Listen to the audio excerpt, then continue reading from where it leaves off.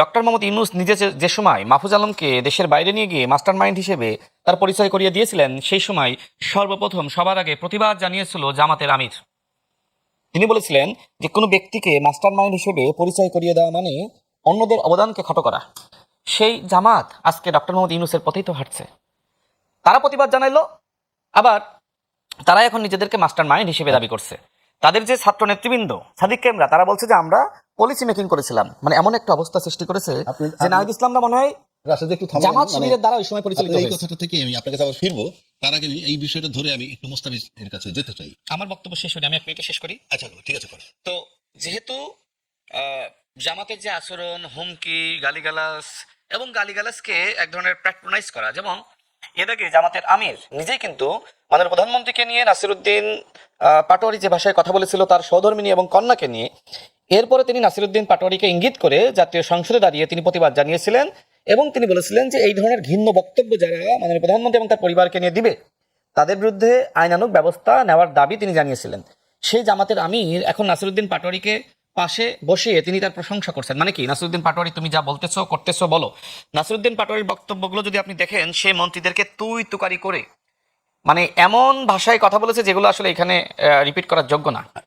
এবং সর্বশেষ বিএনপি সংগ্রামী মহাসচিবকে নিয়ে যে মন্তব্য করেছে, আপনিও জানেন আমিও জানি, নতুন করে আর না বলি।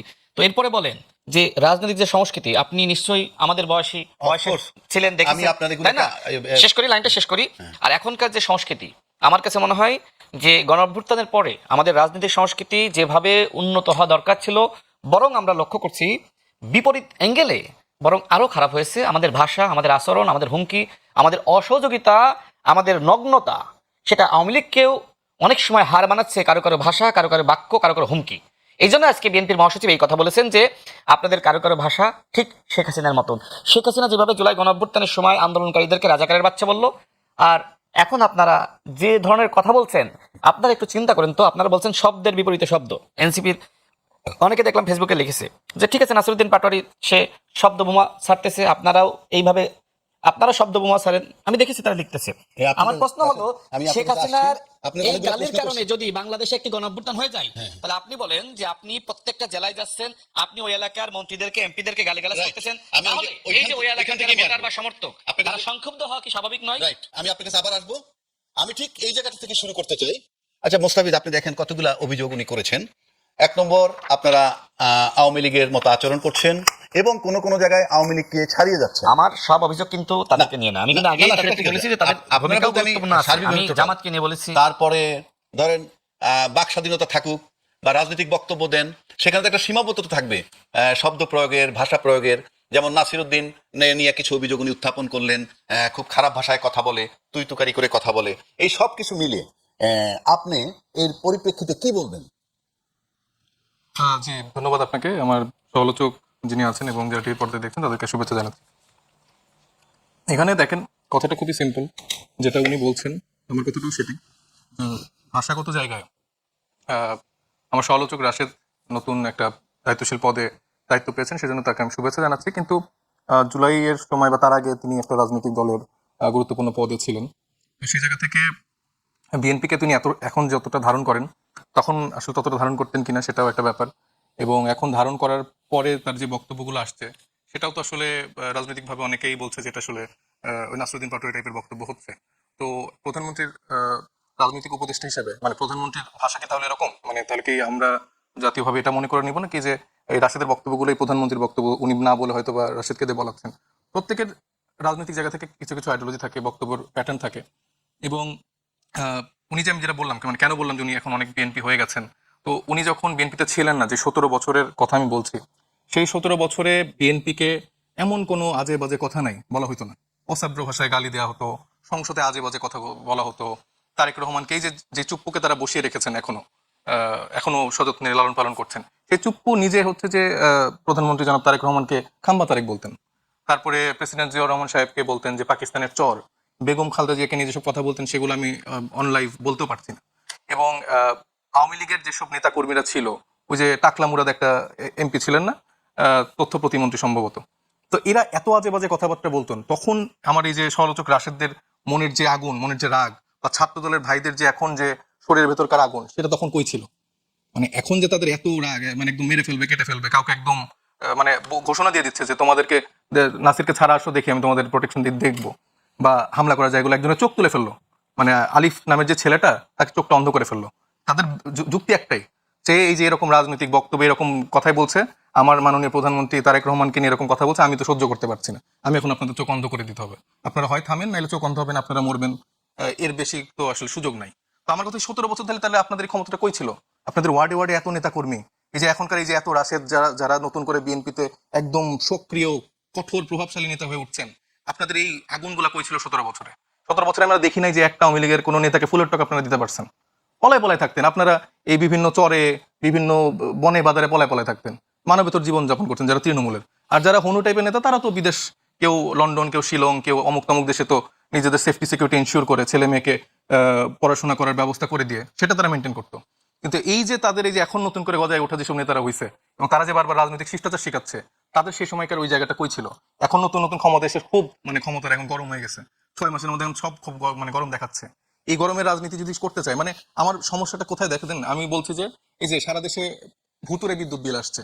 আজকে একটু আগে আমি দেখলাম যে সেই মন্ত্রণালয় থেকে, সেই দপ্তর থেকে একটা বিজ্ঞপ্তিও দিছে যে রাজনৈতিক নেতারা এইসব ভুল মিথ্যা দিচ্ছে। আপনি যে যারা টিভিতে দেখছে, আপনি কমেন্ট সেকশন গুলো একটু বলেন যে আসলে আপনারা পাচ্ছেন কিনা। আমরা মাঠে তো জরিপ করতে যাচ্ছি, সেখানে তো দেখতে পাচ্ছি যে প্রত্যেকটা জায়গায় এরকম ভুতুরে বিল আসছে। গ্যাস নাই, গ্যাসের তীব্র সংকট, বাসা বাড়িতে রান্না বান্না হচ্ছে না। এগুলো তো বাংলাদেশের মানুষ ফেস করতেছে, মানে গ্যাসের যারা সিলিন্ডার গ্যাসের গাড়িতে চলাচল করছে, তারা মানে গ্যাস ভরতে পারছে না, তেলের দাম বেড়ে গেছে। তারপরে আপনার এখন নতুন করে যে এই সংকটটা তৈরি করা হচ্ছে, এটা নিয়ে একটা সিন্ডিকেট করে দেখা যাবে যে গ্যাসের দাম বাড়ায় ফেলতেছে। তো এই সমস্যাগুলো যখন আমরা সম্মুখীন হই, এটা যখন আমার যে কোনো ধরেন যশোরে গেলাম বা আমি সিরাজগঞ্জে গেলাম, সেখানকার এলাকার স্থানীয় নেতারা এই জাতীয় সমস্যাগুলোর সাথে যখন তাদের সমস্যাগুলো আমাদেরকে বলতে বলছে, তো সেটাকে আমরা অ্যাড্রেস করবো না? আমি হয়তো সুন্দর করে সাবলীল ভদ্র ভাষায় কথা বলছি, আরেকটা নেতা তো ধরেন তার মতো করে বলবে, চাঁদাবাজকে চাঁদাবাজ বলবে, চোরকে চোর বলবে, গডফাদারকে গডফাদার বলবে। ঠিক আছে, এটা যখন বলে তখন তাদের গাজালা না না, আমি অনেক ধরেন এই মুহূর্তে পার্লামেন্ট নাই, আবার পার্লামেন্ট বসবে। এই যে পার্লামেন্ট নাই আবার পার্লামেন্ট বসবে, এর মাঝখানে যে সময়টা, এই সময়টা যেমন ধরেন এই যে গ্যাসের বিল বাড়ছে বা বিদ্যুৎ বিল বাড়ানি যে আলোচনা, এগুলো যদি ভৌতিক বিল হয় কিংবা সরকার যদি গায়ের জোরে বাড়ায় থাকে, সেটা কি কোনো ফোরাম নাই আপনাদের আলোচনা করার? মানে বিদ্যুৎ মন্ত্রীর সাথে দেখা করে যে ভাই আপনি যে বিদ্যুৎ বিলটা বাড়াইলেন কোন লজিকে, কি যুক্তি? এই যে আমরা তো এবং এই সেই আলোচনাটা আমি বলছি মন্ত্রীর সাথে কি বসার সুযোগ নাই? মানে পার্লামেন্ট যখন বসবে তখন পার্লামেন্টে আলোচনা করলেন, কিন্তু পার্লামেন্টের বাইরে কি মন্ত্রীদের সাথে বসে আলোচনা করা যায় না? তারপরে বাইরে এসে প্রতিবেদন দিতে পারেন না যে আমরা গেছিলাম, উনি যৌক্তিক ব্যাখ্যা দিতে পারেন নাই, এবং সুতরাং আমরা এই জন্য আন্দোলন করি আপনি বিদ্যুৎ বিল কম। তারা তো সেই রকম কোনো রাস্তা খোলা রাখছে না। আপনার সংসদের বাইরে তারা এরকম কোনো আলাপ আলোচনা করার জন্য তাদের ব্যক্তিগতভাবে কোনো সময় নেই। মানে এই আলোচনাগুলোর জন্য আমরা চেষ্টা করেও পারছি না।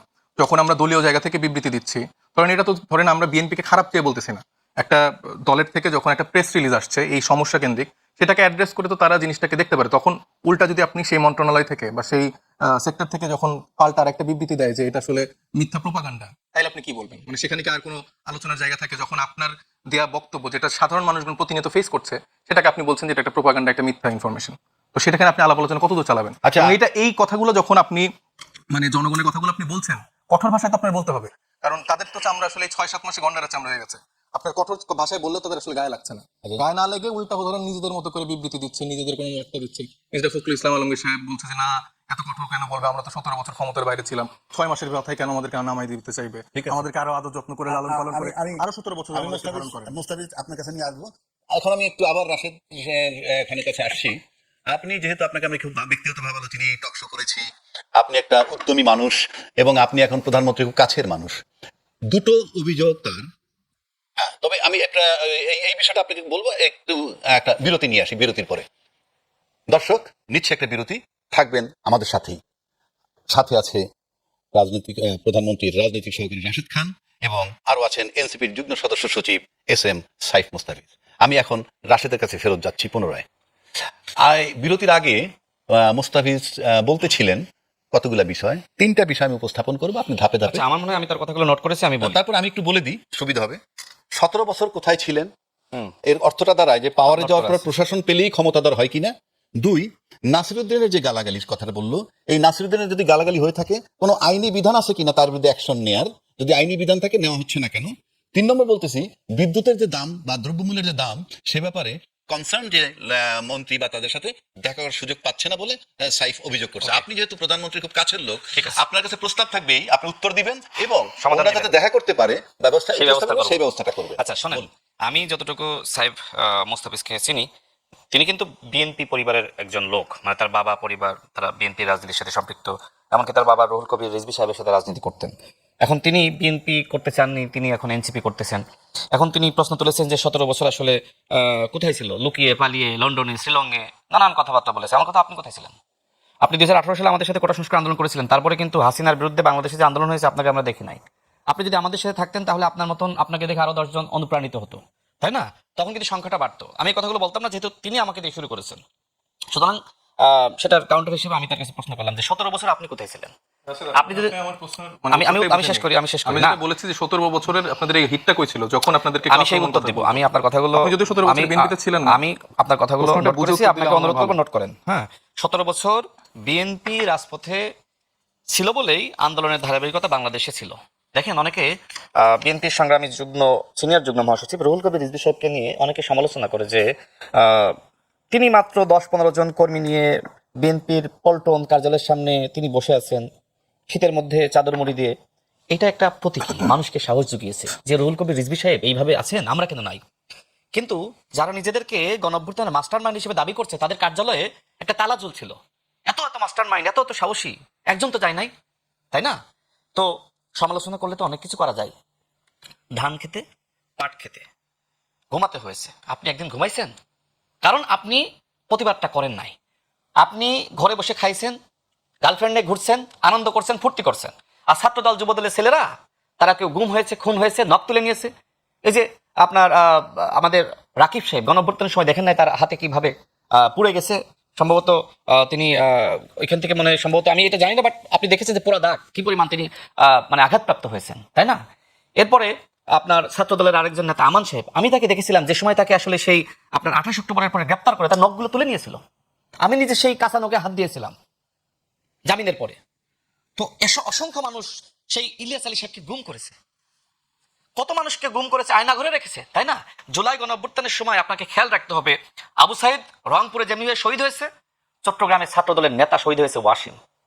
আপনি আপনার কতজন শহীদ হয়েছে এই সংখ্যাটা আমি বলতাম না, কতজন শহীদ হয়েছে আপনি যেভাবে আজকে হুমকি দিতেছেন, ধামকি দিতেছেন। আজকে জুলাই গণঅভ্যুত্থানের ইতিহাসগুলো বিশ্লেষণ করেন, প্রত্যেকটা ইতিহাসে আপনি ছাত্রদল যুবদল বিএনপির নাম খুঁজে পাবেন। গণ অধিকার পরিষদ, ছাত্র অধিকার পরিষদ, যারা বিএনপির সাথে যুগপৎ আন্দোলনে, তারাই তো সংস্কারের দফাগুলো আগে দিয়েছে। আমাকে শেষ করতে দিন, তার কথাগুলো আমি উত্তর দিই, তারপর আপনি প্রশ্ন করেন। না, আমার সিকোয়েন্স নষ্ট হবে, আমার সিকোয়েন্স নষ্ট হবে, আমার কথা শেষ করি, আমার সিকোয়েন্স নষ্ট হবে। আমি শেষ করার পরে আপনি দয়া করে প্রশ্ন করব। হ্যাঁ, আমি সিকোয়েন্সটা শেষ করি, না আমার সিকোয়েন্স নষ্ট হবে। আমার কথা হলো, কাউকে কটাক্ষ করতে নেই। গণঅভ্যুত্থানে আপনারও ভূমিকা আছে, আমারও আছে, তাই না? সবাই তো গণঅভ্যুত্থানের শক্তি। আপনি যে সময় শুরুটা করলেন যে এক ফেসিবাদকে হটিয়ে আরেক ফেসিবাদকে ক্ষমতায় আনবো না, বিএনপির সাথে আপনি 1 থেকে 6 সরকারে ছিলেন না, তখন বিএনপি চাঁদাবাদ ছিল না, বিএনপি ফেসিবাদ ছিল না, ভাগ পাইছিলেন, এই জন্য চুপ ছিলেন, তাই তো? এরপরে আপনি একদম গণঅভ্যুত্থানের সময় পর্যন্ত বিএনপির সাথে আপনি আন্দোলনটা করেন নাই, করছেন তো নাকি? এমনকি আপনি নিজে, আপনি 12 দলীয় জোটের ইফতার প্রোগ্রামে জামাতের আমির বলেছিল যে সুদূর লন্ডনে বসে জনাব তারেক রহমান আমাদের এই যুগপৎ আন্দোলনের নেতৃত্ব দিচ্ছেন, বলছিলেন না? বলছিলেন তো যে আমাদের নেতা, বলছিলেন না? শুনছেন তো ভিডিও আপনি। তো আপনি হঠাৎ করে কি হলো, গণঅভ্যুত্থানের পরে বিএনপি আপনার চোখে খারাপ হয়ে গেল, আর আওয়ামী লীগ কি এমন মানে ভালো আপনার সাথে করলো, আপনি আওয়ামী লীগকে সাধারণ ক্ষমা ঘোষণা করলেন। তো এগুলো তো নির্মম সত্য, তাই না?